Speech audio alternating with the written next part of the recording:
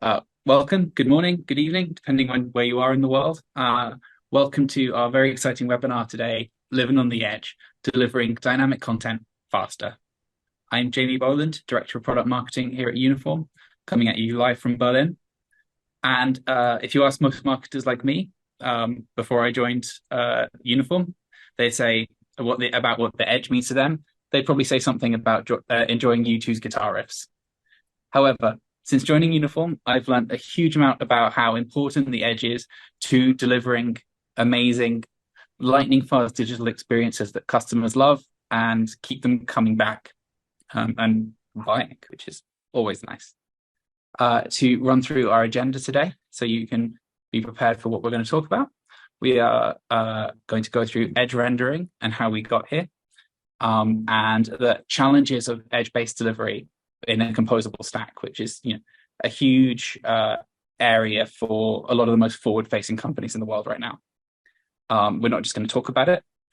We are going to have a demo and really see it in action.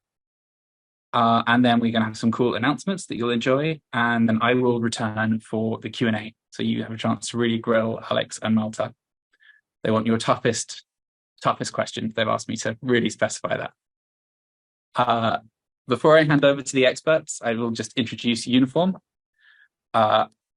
Uniform is a visual workspace that empowers digital teams to quickly blend content, data, and technology from anywhere to deliver amazing digital experiences in any channel.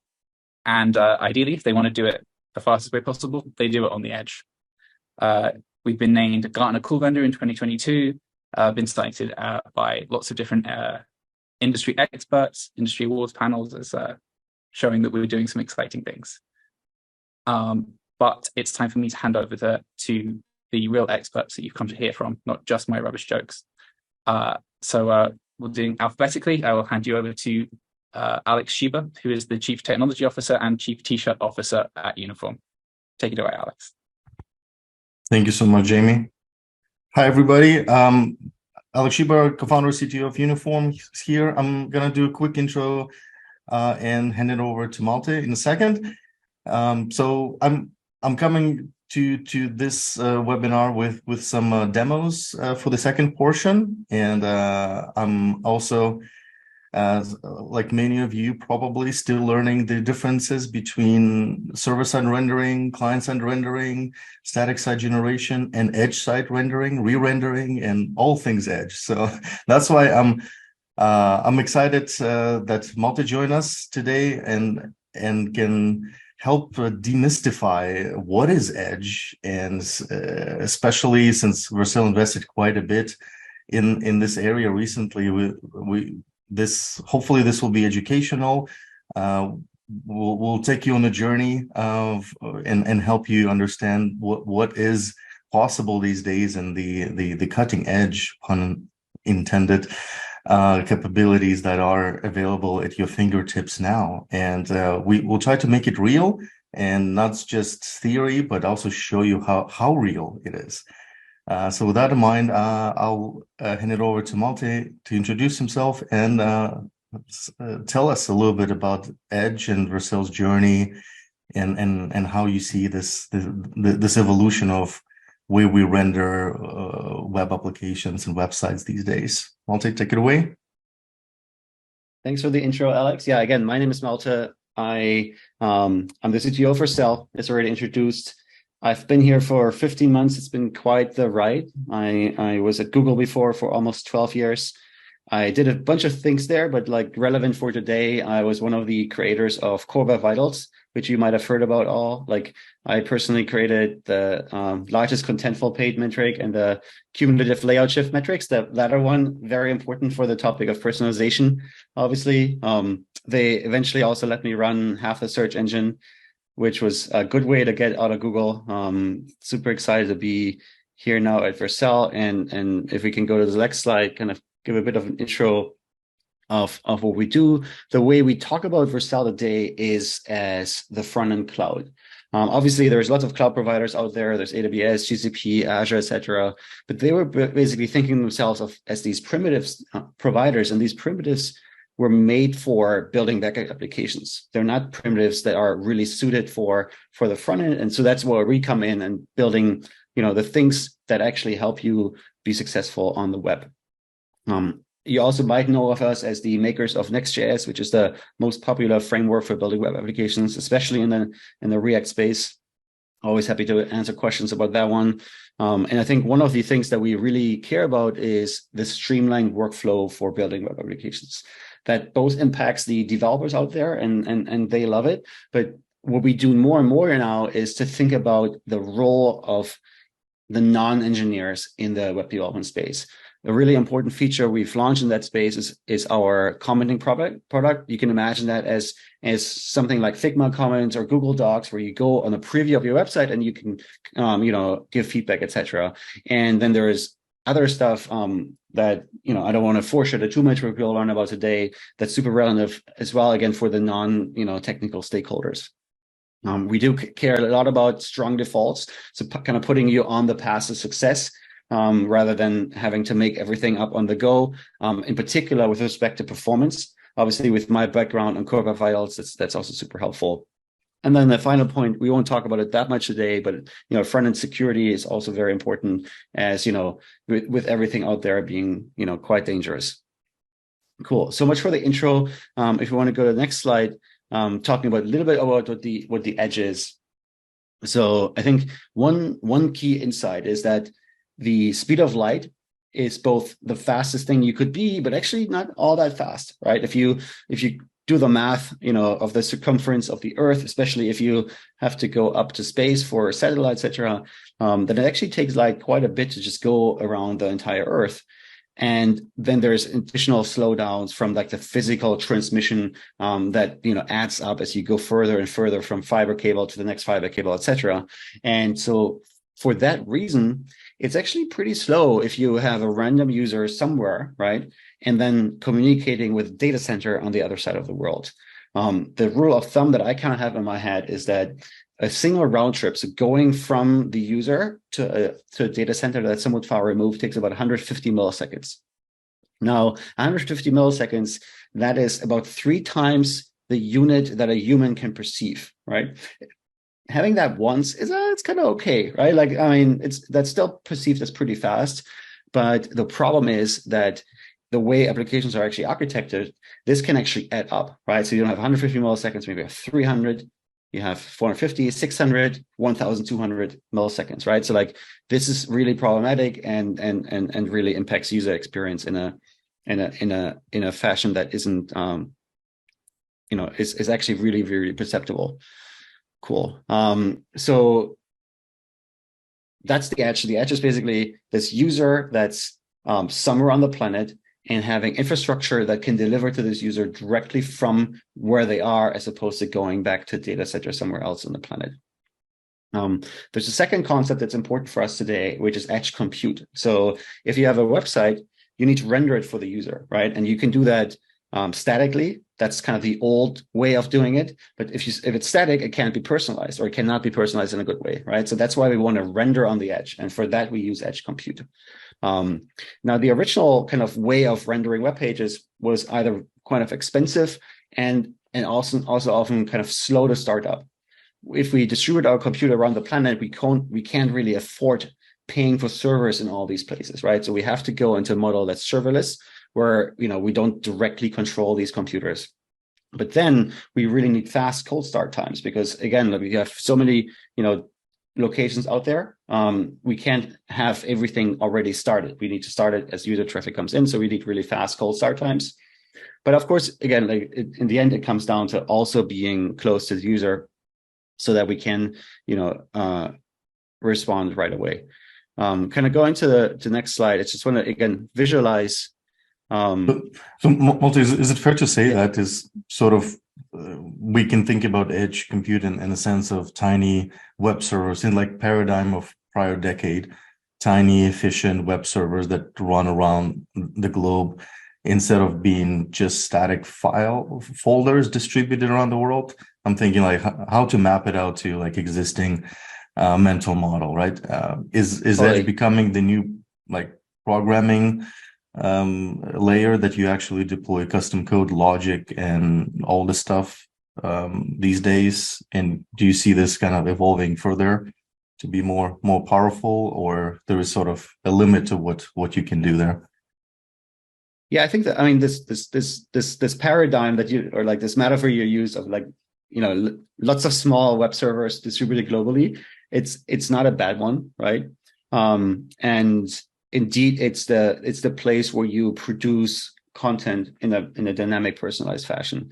So that there's this traditional concept of the content delivery network, the CDN, but they were very much focused on static data, because that's all they can do. They don't actually run compute. And so edge compute kind of puts the ability to generate dynamic content into this global kind of content delivery style network. I think one thing that I hadn't mentioned earlier is, if you use Vercel, we have a concept that we call framework defined infrastructure. So while we have all these primitives, when you use Vercel, you don't program them. So what your engineers do is they use the framework of their choice, and we then we interpret that code that you write in that framework and deploy it in our infrastructure.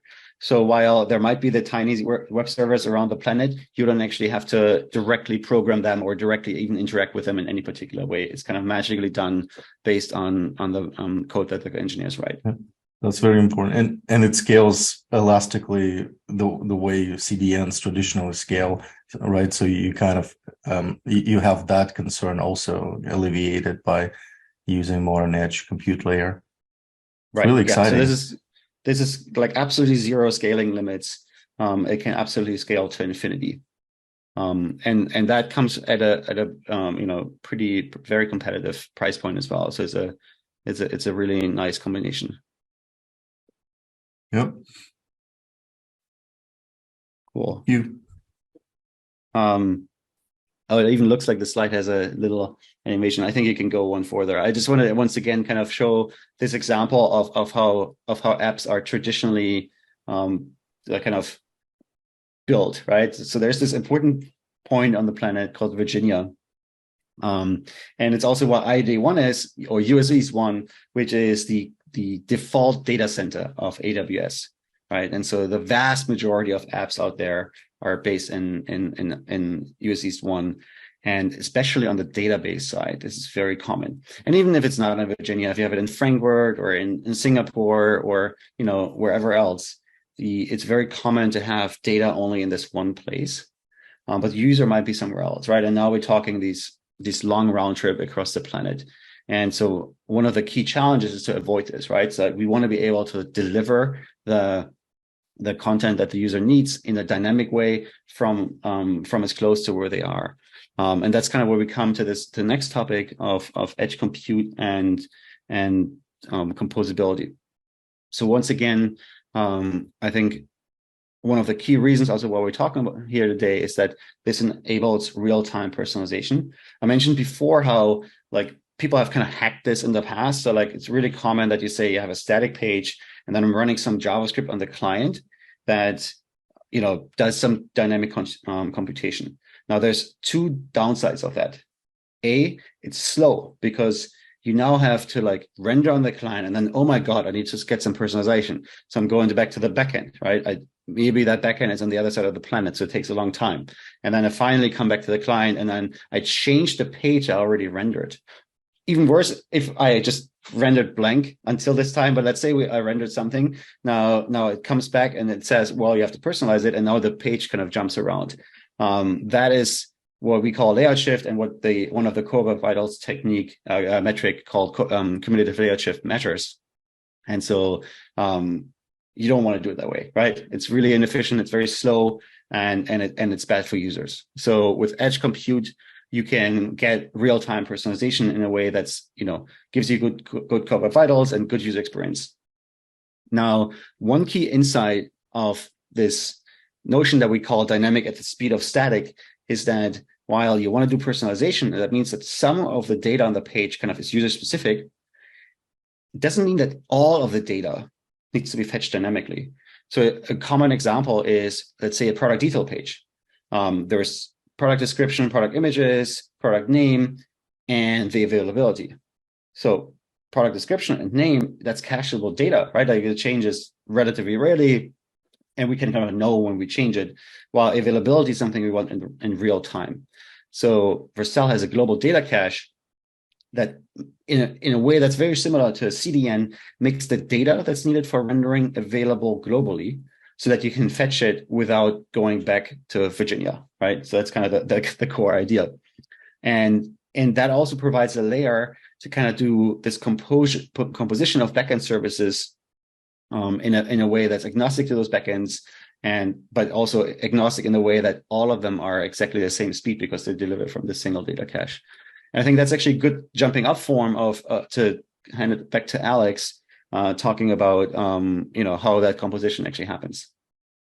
Yeah, absolutely. Thanks, Malte. This is a really good setup for us to keep in mind, the no compromise approach that you can kind of hopefully see what we're talking about between the lines is that you don't have to choose between static and dynamic and compromise, right? That sort of blends it all together in a nice cohesive package. But it's not just cool tech, right? Technology needs to solve business problems, and we believe that digital teams will be excited about it because this unlocks so many new capabilities and scenarios that were not possible before.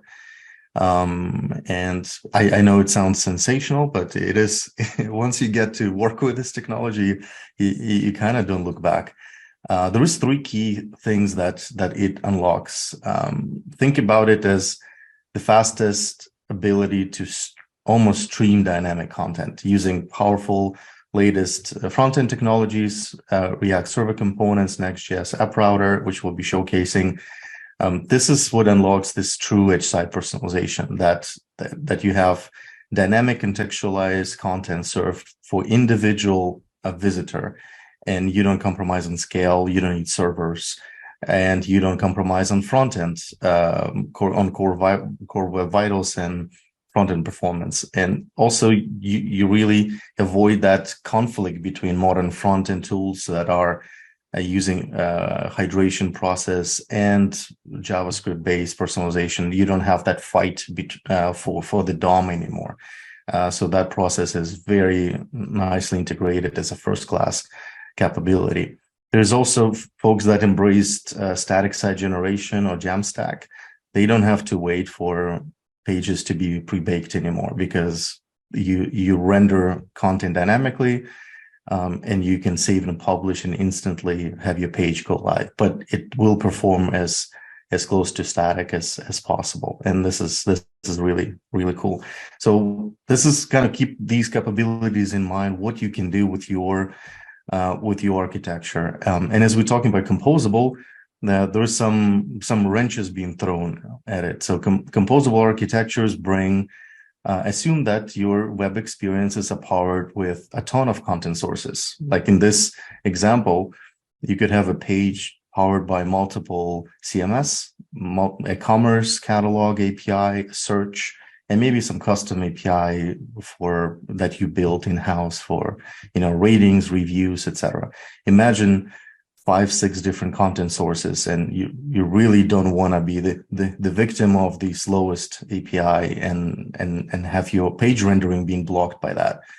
So this is the challenge, that additional challenge that you have, and we'll show you how this is addressed in a demo in a few seconds. So think about all these multiple content sources. Your truly composable architecture means that you have evolutionary approach to your architecture. You have ability to add new content sources, swap out content sources, but you want to leverage the power of Edge to do dynamic assembly of your web experiences, personalize them on the fly. So you have all that power and you don't compromise on performance. And that works really well with Uniform's edge enhancing capability, which is that layer that assembles your page data from multiple sources, reduces it only to what your web layer needs to render, and hands it over to Vercel Edge runtime for rendering, and also additional caching of the post-assembled data for even better performance. So you have many layers here at play, and this is what's gonna get you across the finish line in terms of most performant composable architectures. And what we're gonna show you, finally, moving into the demo, is a lot of things put together, hopefully in a cohesive story. What we want to show you is ability to build a dynamic web experience. We're going to build a page using 6 different content sources on a single page. And we're going to do that without touching a piece of code. How about that? We're going to use the latest Next.js App Router, a flavor of Next.js that runs at the edge with React Server components. So it's actually going to execute rendering at Vercel's edge. We're going to pull all that content from these 6 content sources using Uniform Edge Answers, our global API endpoint that feeds data into Vercel Edge runtime. We're going to use component starter kit. And we're also going to show how this assembly can be done visually from like initial assembly standpoint, but also from the ongoing editing. And there is some interesting nuggets to showcase for you to you alongside with that. So that's the demo plan. Let's kick things off. So what I'm gonna show you here is firstly the front end. What we're gonna do, because we're not gonna touch code here, we need some sort of front end. So we have a component starter kit that is built with the Next.js, Tailwind, and React, and it's already deployed to Vercel. So this gives you a few kind of conventional components for you to get started, your heroes, your call to actions, and cards. So this card blocks, we're going to be using that. But we're going to use even a newer version of that that I just deployed. And this version is actually rebuilt using Next.js App Router and our brand new SDK that we will be announcing later. So I'm kind of spoiling the announcement here. But this approach is sort of the evolution of the prior component starter kit. So that'll be our front end. For the back end, we're going to use 6 different content sources. We're going to use Algolia for search. Search index contains a lot of information for us to source from. Cloudinary for images. We're going to use 2 headless CMSs, Contentful and Data as well. For commerce, we're going to pull product data from Salesforce B2C Commerce. And theme pack, we're going to extend our UI with some nice selection, and we're going to use Vercel for deployment. So that's our stack. Once these integrations are configured inside a Uniform project, what you have available is new data types. And these data types, essentially, those are linkages to your external content. So here you can see I already pre-created them. This is all requiring 0 code, just configuration. So let's take to Contentful, for example, we're sourcing articles from Contentful. So I know those articles are stored there. This is the data type allows me to reference those articles and perform selection of that content inside of Canvas. We're going to pull some courses. Courses are stored in Data CMS.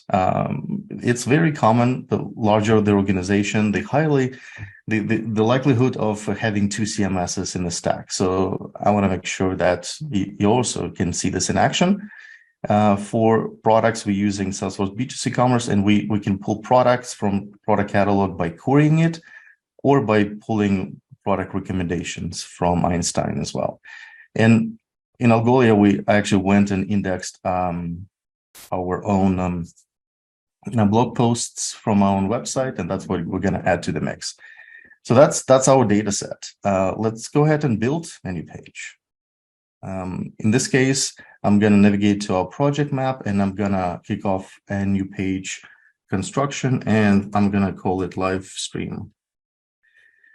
I'm going to pick a page for my composition type, and this will open up Canvas for us to start editing this page.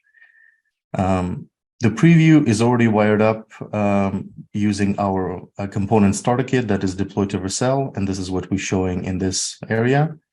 And we can start live stream. Hello, start creating content, right? I can create content inline, and this is my hero that is essentially storing that content inline within Uniform. So this means that you can start without a CMS. But there is a new content source here. We have an image sourcing from Cloudinary. So you can see here you have ability to reference existing assets and pull that into your components as you build them. Let's drop a new component. So I want to have another hero, drop another hero, and it goes completely empty. If I want to start pulling content sources from, let's say, Contentful, right? I have ability to connect all of my parameters here shown to that content source that I have shown you. So if I want to connect my hero to an article, I can do that without touching a piece of code as well. So here I'm associating my title with a desired article. Let's say this one. I'm going to click save. And at this point, I have ability to map my presentation parameters with my content sources. So you can see I'm mapping title to title, description to summary, and just by using the power of visual mapping here, I can easily map this external content source to my hero. For eyebrow text, I'm not sure if I want to do anything. Maybe there's tags. Let's put a locale just for fun. So I just create a mapping between external content source and my presentation component. This is not something a mere mortal will do. What would happen is that component will be set up with all these bindings, connections for the business users by default. So instead of assembling this ad hoc, I can just pick one of the heroes that I have created, called article hero, and it is a pattern built on top of this component. And what this allows me to do is simply pick my article. Let's say I'm going to pick this one and have everything else pre-wired for me. So you can see I didn't have to do any connectivity here. And all I can do here is tweak my presentation of this component. So let's say I kind of want to add this overlay over this image.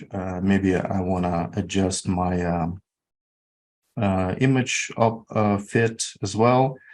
And I kind of want to add another call to action here and link to another page inside Uniform and turn this into a secondary color call to action. That's it. So just add it. Let's count the content sources. We have Cloudinary image. We have, we can delete this one because we already have a hero. And we have Contentful. So 2 content sources, not counting Canvas.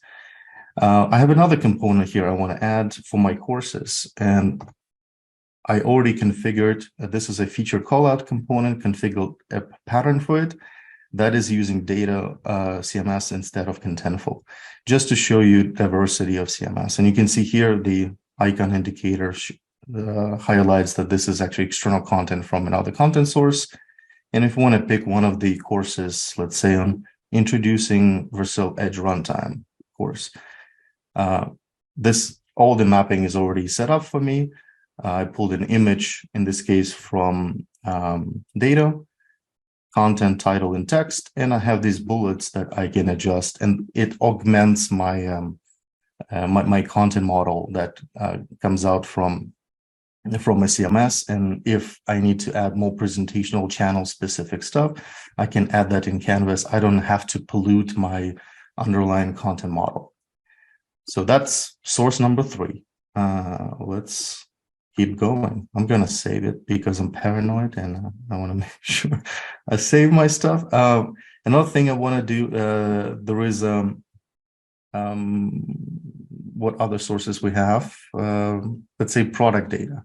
For product data, I have this nice card block component, and this component is a composite component that has nested slots.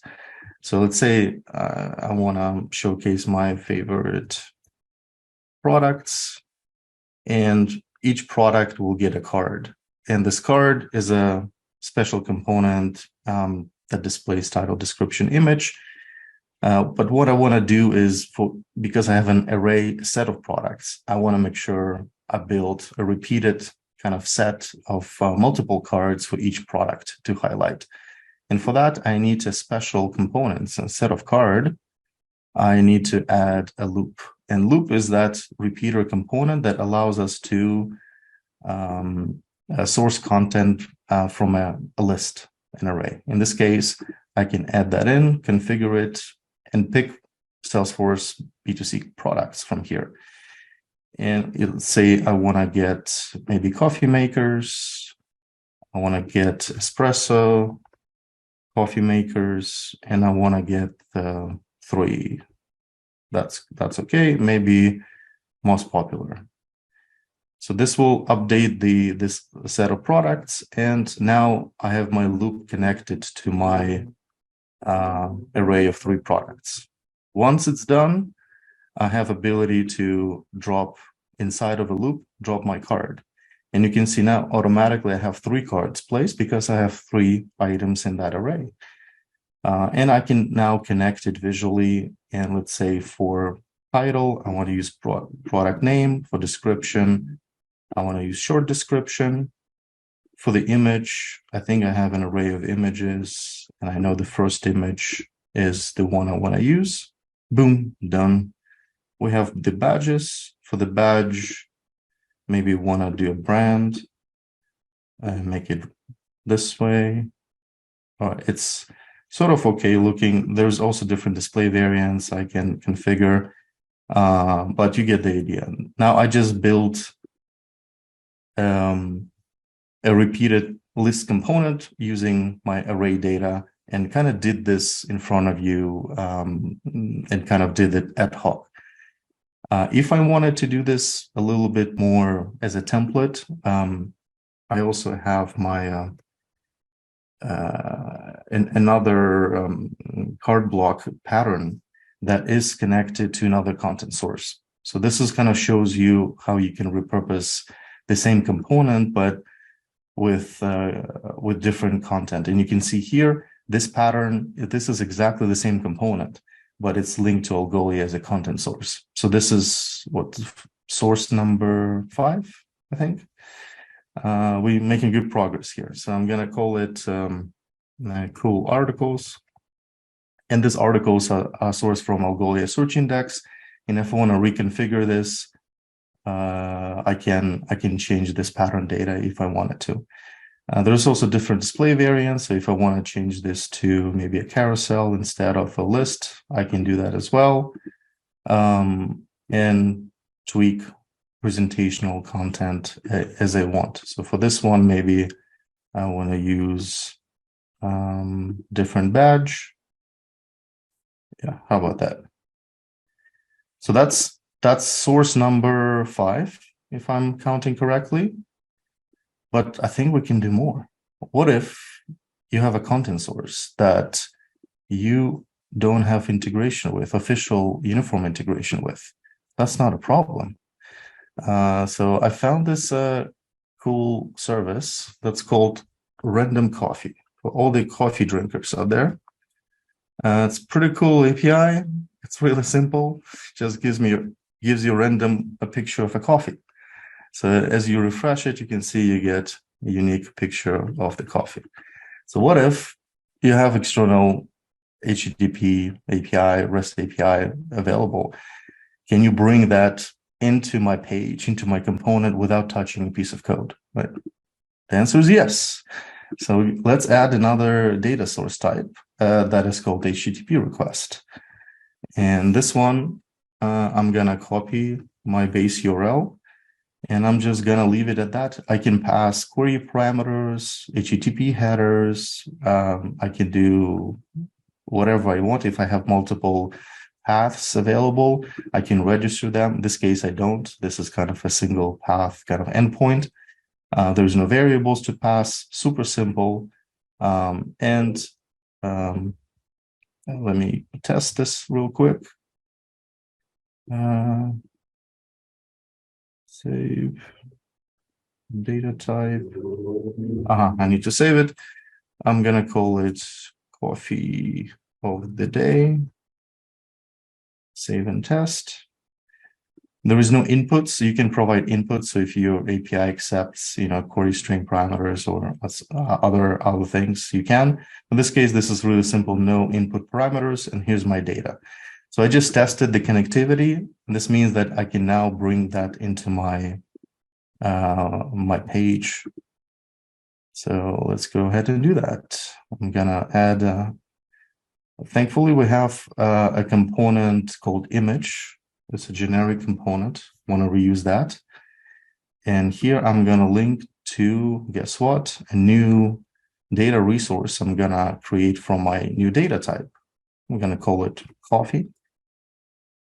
And I'm going to link to my coffee, which is that file that I have. There we go. Coffee over the day. I'm going to give it width and height. There we go. And can configure some overlay settings if I wanted to. This is too ugly. There we go. Done. So this is content source number 6, but we haven't published this page yet. Why don't we have to do that? And for that, I'm going to show you how fast that is, right? So if you used to build times, waiting for build times, as Jamie is used to, I'm going to show you something better. So I'm going to hit publish. Now this page will go live stream on our site, and we should be able to see everything that we've built with showing up live for everybody. How cool is that? And after we visit the page multiple times, all the CDN caches is going to kick in. So notice how fast it is. It loads instantly, and the content is loaded from 6 different content sources. This is our random coffee of the day, but because we edge cache it, notice that the image doesn't change, and that's by design because edge caching takes care of that. So if you invalidate the cache, it's actually gonna update. If you consume data via API endpoint, our global API endpoint, you expect to see very low numbers. Like this is below 50 milliseconds response time, and this is globally. So this is the power of edge assembly, using edge enhancers to get you the least amount of content because we did not overfetch, right? We not use, this is sort of a benefit of GraphQL without using GraphQL, right? But the additional benefit of that, I didn't have to do any coding, and I didn't just get my API aggregation layer with GraphQL and then go ahead and query it and work with code. We actually brought the data into my front end without touching a piece of code, and that's huge. Now, that's cool and all, but I kind of messed up. The name of the page is wrong. We're kind of not doing the live stream. It's technically a webinar, so let's fix that. What I'm gonna do here, I'm gonna rename this page. I'm gonna do edit here. I'm gonna do something really scary. I'm gonna change this from live stream to webinar. Oh my God.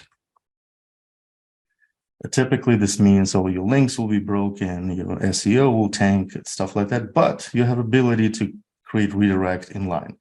So as you modify, move content around with uniform redirects, which we launched yesterday, we give you ability to create redirect inline. And this redirect will essentially be that saving layer for us to preserve our original / live stream, and it will be 301 redirected to / webinar. And the cool thing about it is that it's go refresh it. It's gonna run edge side, so you can see I didn't have to file a ticket. I just get a 301 redirect. Let me show this again because it's really fast. Live the stream / webinar. This is running edge side, and this is done without necessity to involve IT team, tech group. Business users are empowered to do things like that. And we actually leveraging, there's multiple ways to go about it. We're leveraging edge config of Vercel. So we maximizing the value of the platform. These redirects can run as a static, transform into a static file, but it can be stored in zero latency storage like edge config, and allows you to run them without the performance penalty. And this is really cool. So there's SDKs to port these redirects and run them the way you want it to. But our route API also supports that out of the box. So that's powerful, but the page is still fairly static. Malte, what do you think? We personalize this page in front of everybody. Would that work? That sounds like a good idea. Let's spice things up a little bit. So because our SDKs are already there primed for personalization, personalization is one click away. So I'm going to go personalize this hero component. And here you can see in our structure, we have now a personalization container. I'm going to call it home hero, and it only has one default variant.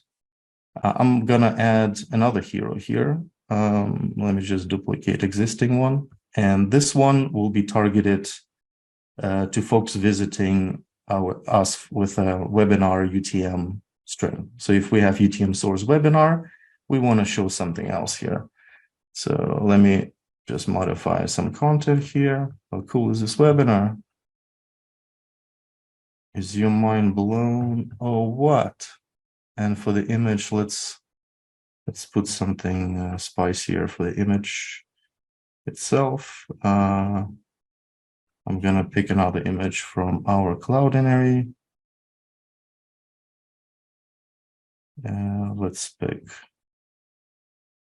I kind of like this one. Here we go.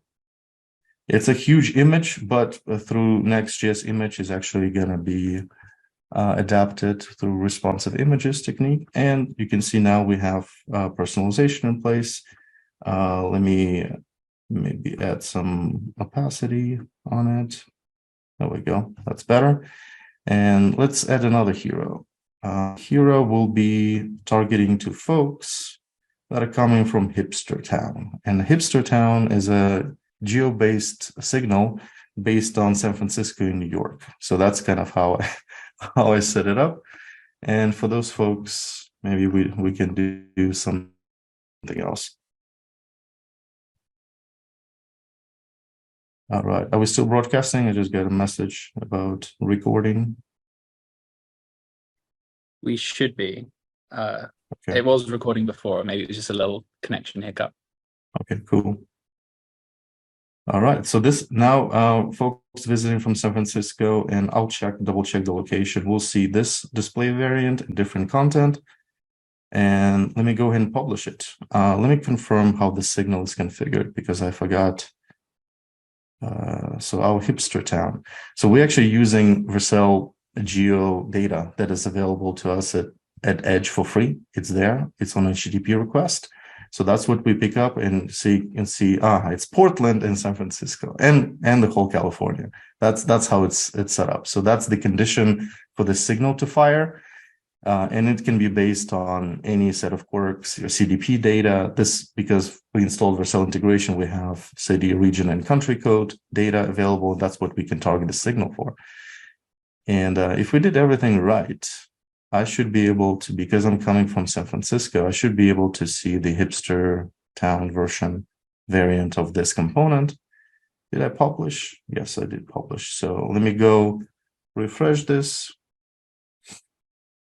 There we go. Check this out. I'm personalized because of my geolocation.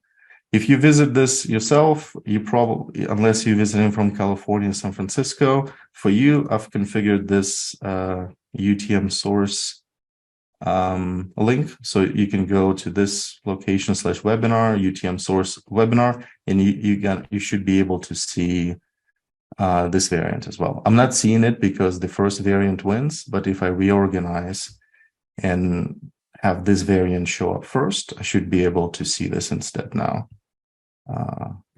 Let me refresh that. Takes a couple of seconds. Boom. Now, because of the different sequence, I'm seeing personalization based on UTM source, and that's how that signal is triggered. That's edge personalization for you, and it's extremely fast. It comes with no impact to your core web vitals, which is the point. It makes Malte happy. So that's I think it's worth saying it's not only, we're not only doing it for the Google juice, right? Like it's actually from a user point of view particularly important, especially in this scenario where you personalize the hero image. If you do that using the traditional technique, this page would be like incredibly annoying to users.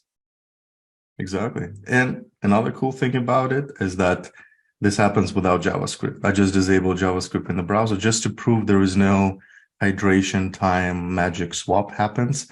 The act of personalization happens outside of the browser, which happens edge side on each Vercel node that we're hitting. So that's sort of a quick activation. But after this page went live, right, we have renamed it. We have the redirect in place. Wouldn't it be nice for us to go and initiate editing on this page outside of Uniform even? So what if we had ability to initiate all the inline editing of this page instantly just by visiting a link from a Vercel app link? So essentially, this is my preview deployment that activates exactly the same page. But now we have this toolbar here.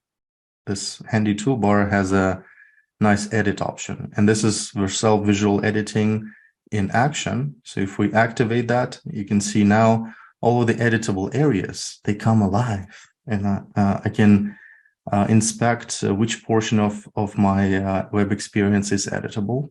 So why don't I make a change here? You can see here, I can deep link into my page right into Canvas. And not only that, I'll be able to, you can see my cursor stands right inside of the title that I just activated. So I can literally just continue typing here. Oh my God, oh my God, oh my God. Awesome products, save and publish, and then go back to my page because we're here in preview. We get our change instantly updated. So that's, imagine the workflow of from like 0 to content edit and published, right? I just did that in a few seconds. That's how instant it is. And since I published here directly to production, we should be able to see this change here as well. So what we do actually, we invalidate edge data cache whenever we publish. This means that all your pages that were not changed, they stay as quick as possible because all their data stays in cache. So we're using cache tag based invalidation. So it's very surgical, and my time is up. It's very surgical, and it makes sure that your web experience stays as fast as possible, even under a heavy load, even under heavy content editing activity. So that's the magic. That's the show. Malte, anything to add before we switch back to slides?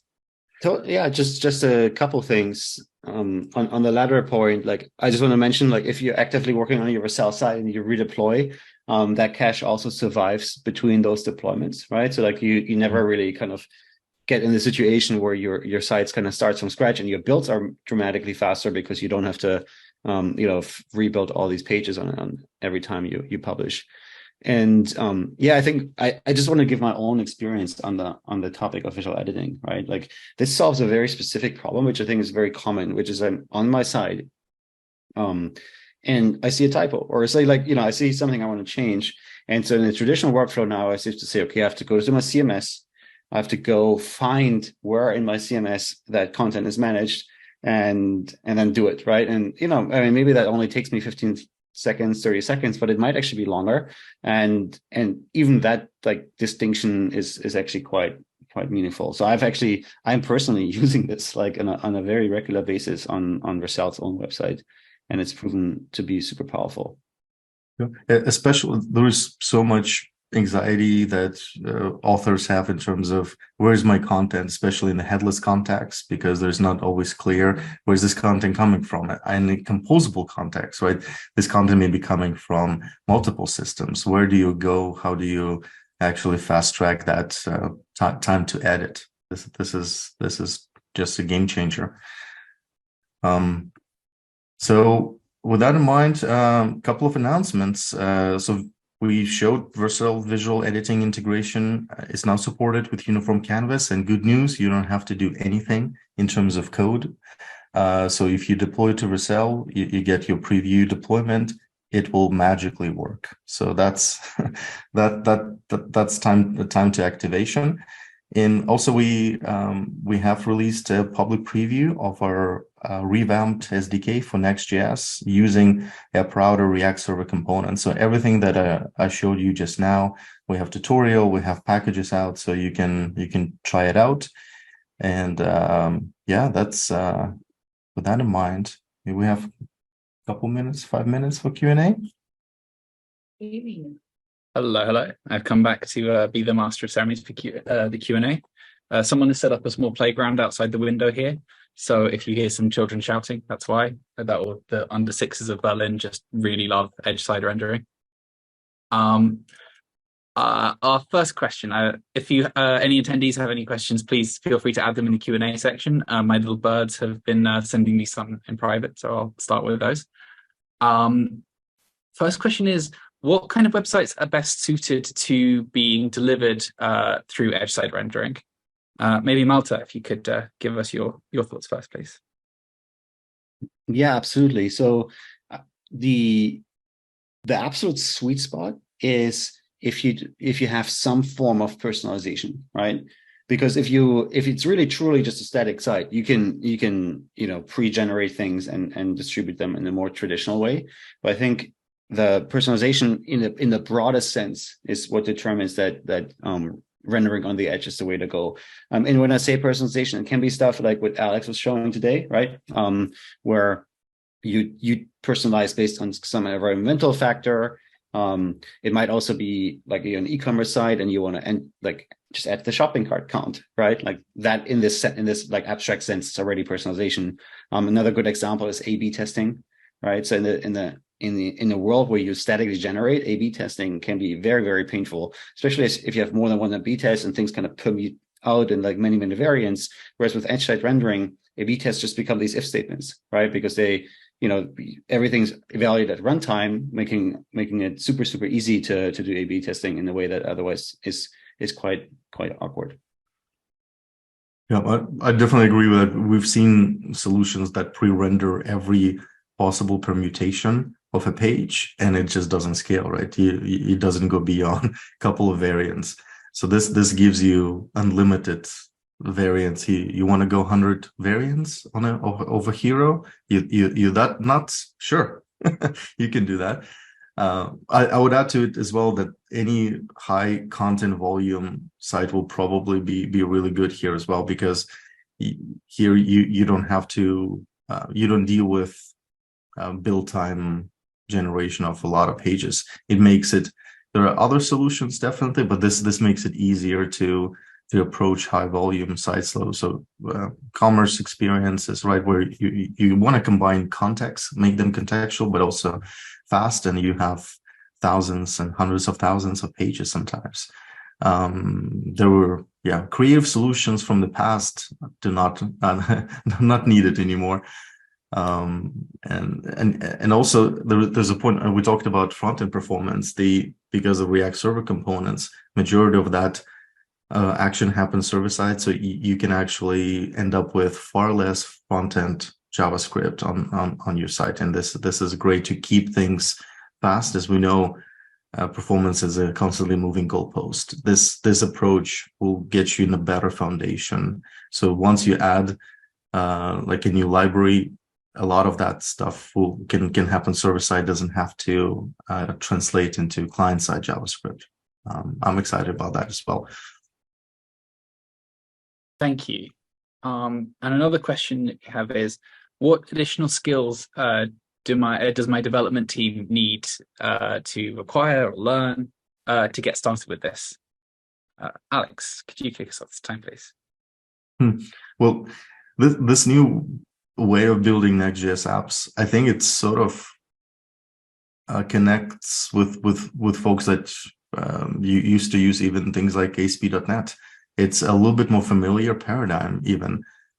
So depending on where you start, if you started with React maybe 5 years ago, there's some relearning to do, rewiring your brain, I think, around how you manage content, how you fetch content. It's sort of becomes more collocated with your component and your use case. But if you transition from ASP.NET, PHP world, I think it will be familiar, this paradigm. And there's a lot more server-side stuff that happens, which is, I think this is where they transition back to that, but it's not happening on the server, it happens to the edge. So I think in general, awareness also of these compromises we talked about, like, is your content fast enough? If you're going across the pond to fetch data for stuff you edge render, that's not going to work. So you need to be mindful, I think, architecturally around those concerns that we touched on. Malte, anything to add from your side? No, I think like the whole thing is kind of designed to be easy for adoption, right? So there aren't any major changes that wouldn't come natural to a React developer. And I think in particular with the edge deployment, I mentioned earlier in this webinar how we think about this as framework-defined infrastructure. So while on the Vercel side we introduced substantial new infrastructure, this is actually completely transparent to the engineers. So they just have to know how to use Next.js, and they're good, right? So there is really no step two. Just use the framework. Have you tried using the framework? It's a really good one. Cool. We are at time, so I would like to firstly say thank you to Malte and Alex for taking the time to share your expertise and your knowledge. I'd like to thank the gods of Hotel Wi-Fi for keeping Malte with us through the whole session, and the shouting kids outside for a novel challenge in delivering a good webinar. And mostly thank you to everyone for attending, for your questions, and for joining us today. Thank you very much, and we will see you at the next webinar.